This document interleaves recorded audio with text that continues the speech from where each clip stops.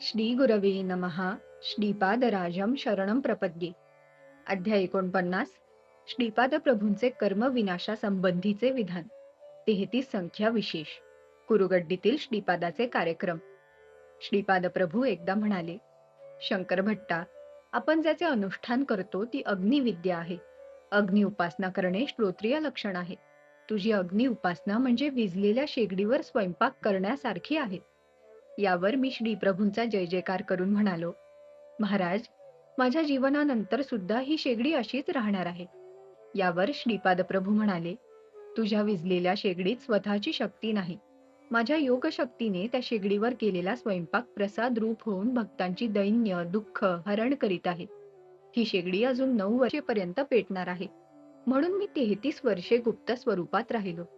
त्यानंतर 3 वर्षेपर्यंत तेज स्वरूपात राहून श्रद्धाळू भक्तांनाच दर्शन देत होतो. तेव्हा मी 33 वर्षाचा होतो.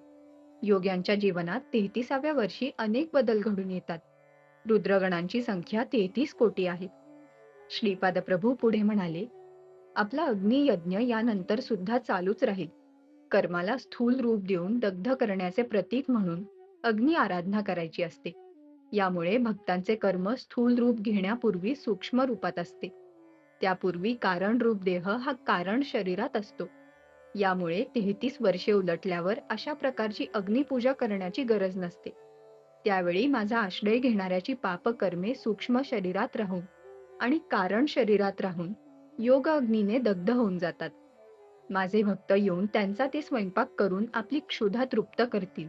असे 3 वर्षेपर्यंत चालेल. त्यानंतर या स्थूल रूपात अग्निपूजा करण्याची आवश्यकता नाही.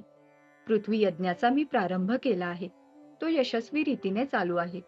तसेच जलयज्ञ सुद्धा मी सुरू केला आहे. तो सुद्धा मोठ्या थाटात साजरा होत आहे. आता अग्निपूजा आणि अग्नियज्ञाची सुरुवात करायची आहे. तो यज्ञ सुद्धा अप्रतिम होईल यात शंकाच नाही. समस्त जीवराशीतील अग्निस्वरूप माझेच आहे. सर्वांचे शुद्धीकरण मीच करतो. सर्वांचा नाश करणारा सुद्धा मीच आहे. पंचतत्वासंबंधित यज्ञाबद्दल माझ्या इतकी माहिती कोणालाच नाही. एके दिवशी एक नवदाम्पत्य श्रीपाद प्रभूंच्या दर्शनास आले होते. त्यांना पंचदेव पहाडावरील दरबारात राहण्याची प्रभूंनी आज्ञा केली. त्या आदेशानुसार ती दोघी पती पत्नी पंचदेव पहाडावरील दरबारात गेली. परंतु 2 दिवसातच तो युवक गतप्राण झाला. या अकस्मात मृत्यूने ती नववधू अत्यंत घाबरून गेली. ती म्हणाली, प्रभू आपल्या भक्तांचे रक्षण करतात आणि त्यांची कृपा दृष्टी सर्वावर असते असे ऐकले होते. परंतु आज तर हे अघटितच घडले. ती दुःखाने रडू लागली. त्यांचे नातेवाईक ही बातमी कळताच पंचदेव पहाडावर आले. त्या शवाचे दहन करावे का करू नये असा प्रश्न सर्वांना पडला. श्रीपाद प्रभूंच्या आज्ञेशिवाय तो मृतदेह दरबाराच्या बाहेर नेता येणार नाही असे दरबारातील सेवाधारी म्हणू लागले. तेवढ्यात श्रीपाद प्रभू दरबारात आले. शोकसागरात बुडालेल्या त्या नववधूने श्रीपाद प्रभूंना आपल्या दुर्भाग्याची कर्म कहाणी सांगितली. श्रीपाद प्रभू म्हणाले, कर्माचे फल भोगणे अनिवार्य असते. यावर ती नववधू मोठ्या श्रद्धायुक्त भावाने म्हणाली, प्रभू, या विश्वात आपणास अशक्य असे काहीच नाही.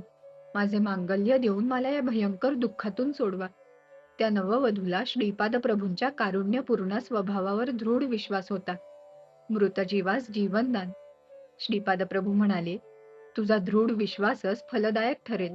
माझ्यावर असलेल्या तुझ्या श्रद्धाभावाने तुझा पती नक्कीच जीवित होईल.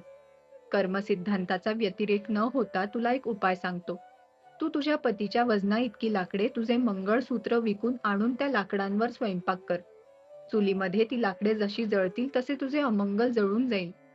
श्रीपादांच्या सांगण्याप्रमाणे सर्व लाकडे जळून जाताच तो तरुण झोपेतून उठल्याप्रमाणे उठून उभा राहिला.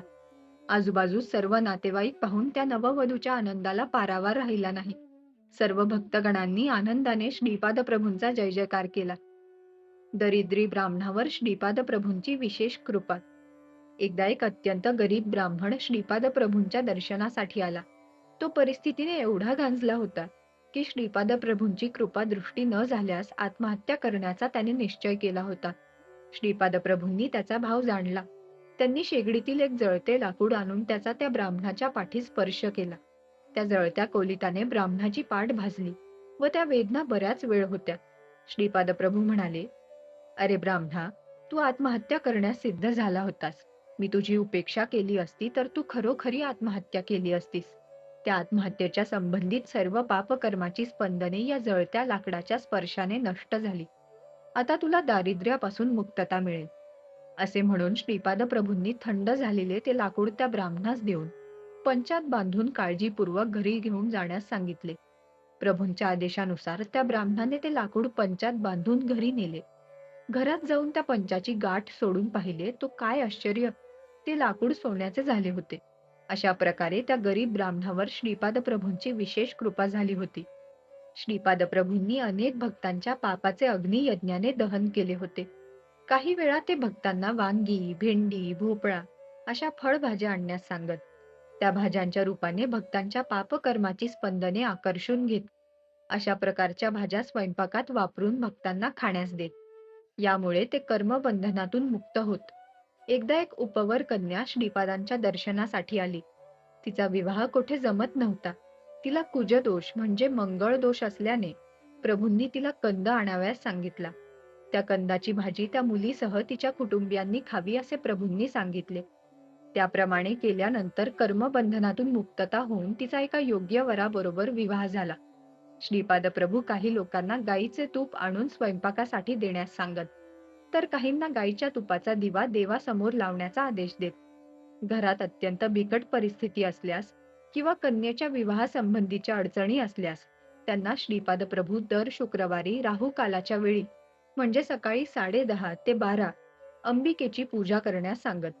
श्रीपाद प्रभूंचा एक भक्त एकदा खूप आजारी झाला. त्याच्या कुटुंबियांना प्रभूंनी त्याच्या खोलीत एरंड्याच्या तेलाचा दिवा लावून तो सतत तेवत ठेवण्यास सांगितले. तो दिवा कोणत्याही परिस्थितीत विझावयास नको असे त्यांना बजावून सांगितले. असे केल्यावर तो भक्त लवकरच रोगमुक्त झाला. एका भक्ताची आर्थिक परिस्थिती अत्यंत बिकट होती. त्याला श्रीपाद प्रभूंनी गाईच्या तुपातील दिवा 8 दिवस अखंडपणे तेवत ठेवण्यास सांगितले. असे केल्यानंतर त्यांच्या घरात लक्ष्मीचा वरदहस्त प्राप्त झाला. अशा कितीतरी नवीन नवीन पद्धतीद्वारा श्रीपाद प्रभूंनी आपल्या भक्तांची पापकर्मापासून मुक्तता केली. या सर्व पद्धती समजून घेणे सामान्य मानवाला असाध्य आहे. श्रीपाद श्री वल्लभांचा जय जयकार असो.